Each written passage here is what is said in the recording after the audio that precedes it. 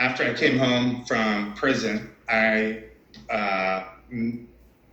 I worked for my aunt and uncle for a little bit.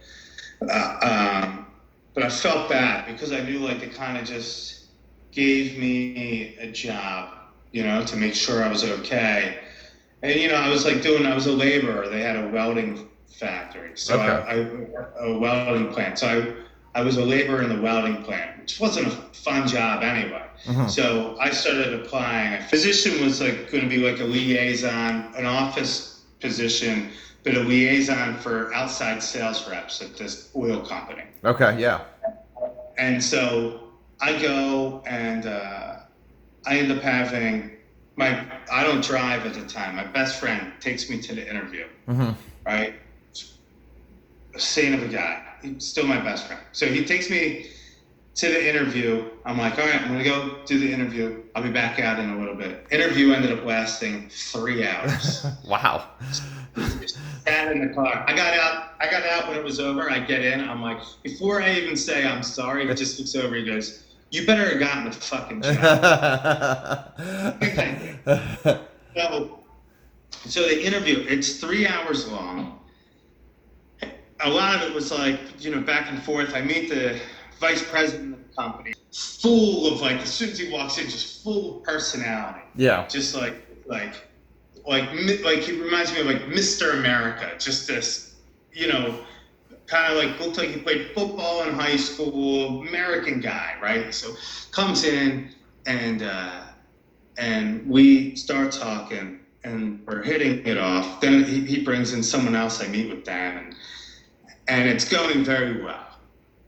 And then at the end, he brings me into his office and he goes, can you, like part of it was I had to be proficient in Excel. And I've been gone for a minute. Yeah. So Excel, I was like, yeah, I'm proficient in Excel. I can do Excel.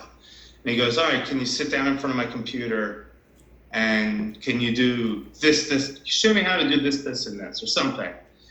And I froze. I couldn't remember. And so I said to him, I go, listen, do you like me? Do you like what we've, like, from up to this point? How do you feel? And he goes, I really like you. And I go, what if I promised you that if you have a second interview with me, I'll learn Excel. I will be able to do it by the second interview. And he goes, okay. So he calls me that night and he goes, you got a second interview, but it's tomorrow. Oh, geez. So I go out and get a book that night and I study it. I go in the next day and I show him a couple things on Excel. He's like impressed. So he has me go into the side room and he has me take this, fill out. He's like, you got the job. We just got to do the HR stuff. You got to fill out this survey, this questionnaire form. It's all online. So the whole thing is like all about my personality, right? Like the whole thing is about, and I haven't even my job app, or my resume, I put the time that I was away in prison that I worked there, because technically I did. Yes. I mean, yeah, you're not lying. Technically, I was paid with room and board, but to kind of just bypass, I just said that I worked there. So I'm doing this questionnaire. The very last question was, have you ever been convicted of a felony? And I was like, ah. So I go back in and I haven't really told many people up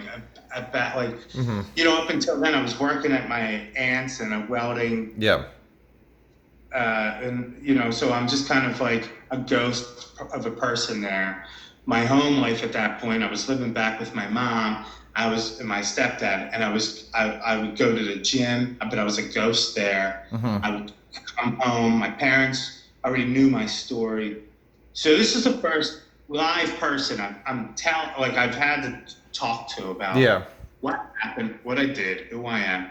And so I go in and I go, I need to talk to you for a second. And he goes, okay. And I tell him the history of my story, and he just looks at me and goes, are you an alcoholic? And I go, no. And he goes, I don't see why we have a problem then. And I go, okay. And so I was like, do I have a job? And he goes, well, I got to talk it over with the president of the company. But you have my vote. I go, okay. So I go home that night, and then that night I get a call, and he tells me I have the job, and then he was willing to give me a chance because I put the extra effort into the Excel thing, how we hit it off. And so when I started there, I was working in the office, but this guy showed me how to like come out of my shell. But then when I got this job, this guy took me under his wing. He made me get uncomfortable, made me get comfortable with that. Like one time he took me on a sales call with him, and on the way home, he just pulls into this random machine shop, and he goes, just walk in, don't say anything to the first 3 people you run into. Just nod your head, walk around for a minute, 4th person, go up to him and be like, I don't know what I'm doing here, but I try to sell oil. Do you guys have oil? Blah, blah, blah. And so I go in and I'm like, all right, like I didn't die from this. And so even though it was uncomfortable, when I started doing sales, that was my favorite, is like going in and doing cold calling and just getting uncomfortable. And because like the payoff to that, like when it was successful, was like, this is amazing. Like that payoff, like that high. And the only time I've ever gotten that high other than that is comedy. Like that, it's the same type of thing. You put yourself in a very uncomfortable position, and then all of a sudden it pays off, and when you feel it, that high from it is like, it's just uncomparable to anything else. Yeah. The closest was in sales. So do you anyway, so that guy took me under his wing, and I looked at him as like almost like a second father and mentor. We would talk about life. He had 2 sons. He ended up moving then to Florida, like, probably like 12 years ago. So right before, he never got to meet my kids. He still hasn't met my kids. I've seen him once since he's moved down there. We stay in touch still, but that's good to hear. I was going to ask that. I was going to say, what's your relationship with like him today? But it's still there. Yeah, okay, yeah. That's cool. It's like a random. I just call him every once in a while, like when I'm having a good day, or like there's something cool that I'm proud of with comedy, or in regular life, and I'll call him and I'll be like, I was just thinking of you.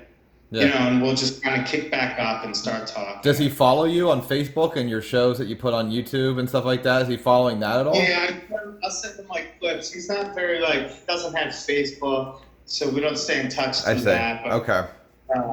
But yeah, I'll send them clips and stuff, and I'll keep them posted. When you were down in Florida, I know Florida's a big state, but you were down in Florida not that long ago, before COVID hit, for a show. Did he come out and see it? So he was in New York when I was down there. He travels quite a bit for work. Well, yeah, sales. Yeah. For work. Okay. So that's cool.